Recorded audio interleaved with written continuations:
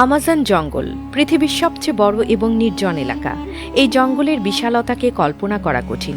যদি আপনাকে ঠিক মাঝখানে ফেলে দেয়া হয়, তাহলে এখান থেকে বের হতে আপনার প্রায় 472 দিন সময় লাগবে। এই সময়ের মধ্যে আপনার দেখা হবে এমন সব প্রাণীর সাথে যারা প্রত্যেকটি নিজের মতো করে ভয়ঙ্কর। এমনটি এখানকার একটি পিঁপড়েও আপনার জীবন কেড়ে নিতে সক্ষম।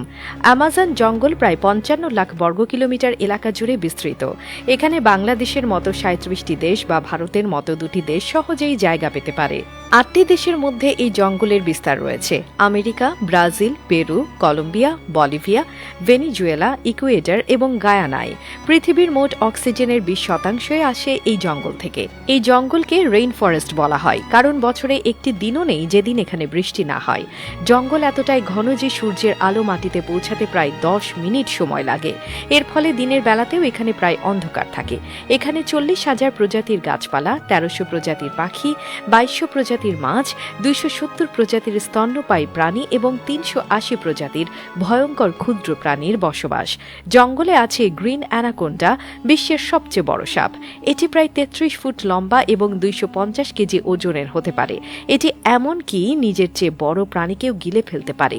এখানকার বুলেট অ্যান্ড পিঁপড়ের কামড় এতটাই যন্ত্রণাদায়ক যে মানুষ সেটিকে বন্দুকের গুলির মতো অনুভব করে। অ্যামাজন নদী পৃথিবীর দ্বিতীয় দীর্ঘতম এবং জলপ্রবাহের দিক থেকে বৃহত্তম। এই নদীতে প্রতি সেকেন্ডে 2,19,000 ঘনমিটার জল প্রবাহিত হয়।